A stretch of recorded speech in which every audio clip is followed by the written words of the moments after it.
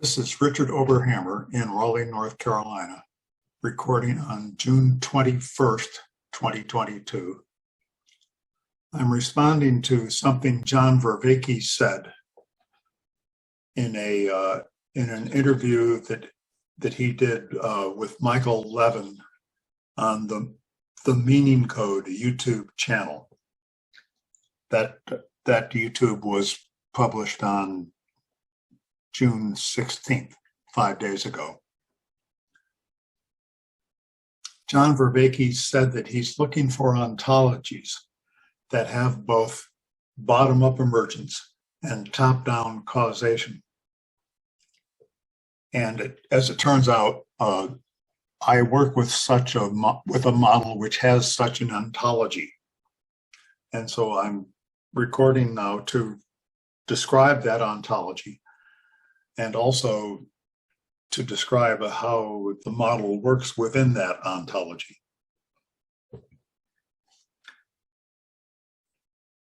I start with just kind of an assumption about things that seem obvious, like I am a living thing. I live in a world among many other living things. And I take much of biology and physics for granted. The ontology has two components at the top level. One is the universe, and the other is living things. The universe contains both living things and resources that are necessary for living things to survive. And living things have the properties which we would tend to associate with what we call organisms. That is, these living things can sense certain aspects of the environment, can do some computation, can make some choices, and those choices pertain, of course, to the actions. Living things have a list of actions that they can undertake. And the bodies of living things have to have resources. So the living things have to be harvesting from the resources which are in the environment. Also, I give the living things memory with the idea that they might survive by trial and error. In fact, I think this whole model started in my thinking when I was told about the problem of the second law of thermodynamics and how living things seem to run uphill, contrary to the second law of thermodynamics. I wondered if it would be possible for living things to learn how to live simply by trial and error. If living things could remember, and if other things were right, in what circumstances could life succeed simply by learning from experience in its environment?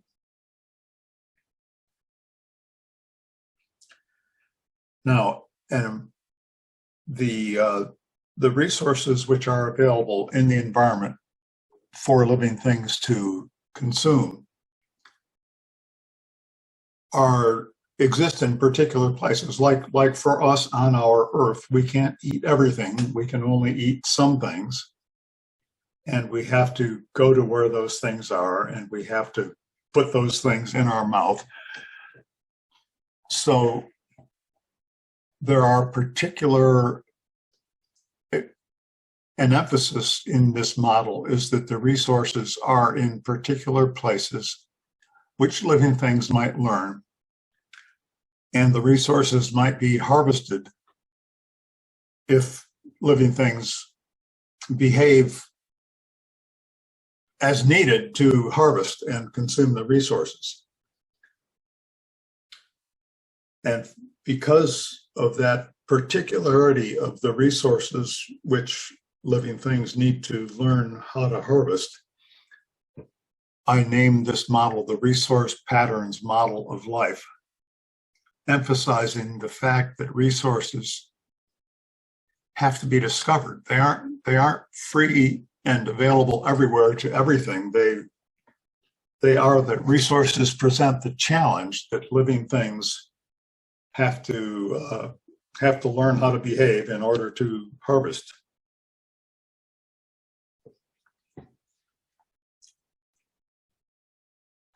Now, another factor that I bring into the operation of this model is some of the resources are beyond the reach of a given set of living things.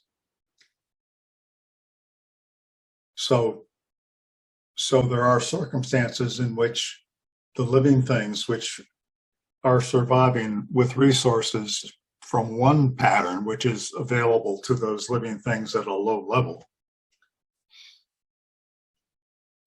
if those living things learn appropriate modes of cooperation, they can harvest from resources which none of them alone could have harvested. And an example of that would be all the cells in my body, which look like distant cousins of the single cellular organisms which were once the highest form of life on Earth. The cells in my body survive because they have joined into a larger organization performing specialized tasks within that larger organization. Another example is the cells in a green plant. You know, there are cells in the roots and in the stem and in the leaves. And these cells also look like distant cousins of these single cellular organisms, which biologists tell us were the highest form of life on Earth a billion years ago. They have somehow become organized into an organization where by specializing and sharing in a larger task, they survive where their ancestors could not have survived. So this model calls out social interaction. And it is social interaction which succeeds only when the cooperating group harvests from a resource pattern in the environment. One more thing that I didn't say about the living things is that they will act randomly if they don't see any optimal choice. Their bodies are constantly consuming resources, and much of the time we start out assuming that they are hungry. They are looking as best they can for ways to consume what they have to have, or they will die. Also, I need to say that this modeling invites agent-based modeling. I have written some computer programs starting such agent-based modeling. They're very simple creatures which have only a few ways to act in an environment where it is possible for them to stumble onto resources if they act appropriately. And again, if they don't have any memory which helps them decide how to act, they will act randomly. They will just do something because the clock is running. They have to act or die. I should insert that my work in this model to date has been more philosophical than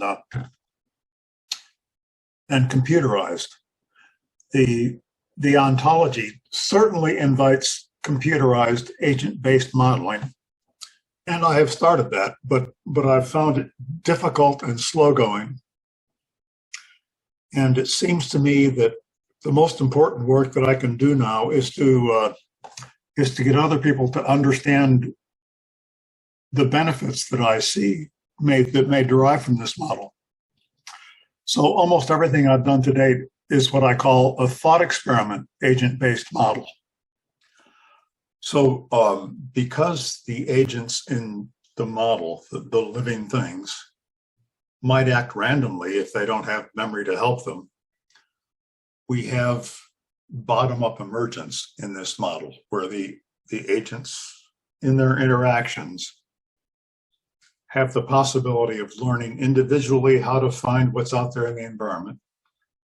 And they have the possibility of learning behaviors in which they cooperate, in which they signal to one another or work together in specialties like a trade route.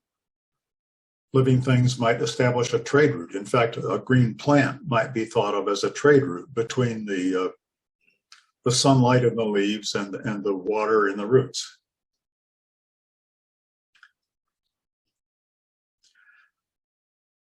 So we have that bottom-up emergence of the living things organizing themselves, and we have top-down causation in that the resource patterns which we assume to be available already in the environment are there already. Like, before humans started to learn to farm, the earth had fertile soil. And before we started building internal combustion engines, the earth had oil in the ground. And still now we have the sun, which most of its energy we aren't using. And we can see Jupiter, which we might eat one day if we learn to behave accordingly. I have presented this model in a few academic conferences and have written about it quite a bit. I've got a book in progress in a blog on Blogspot. You can find that at perceivedorder.blogspot.com. But no one else seems to get as excited about it as I do.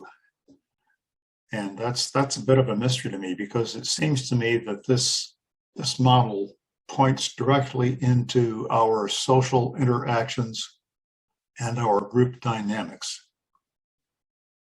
Because once we have learned how to harvest for the day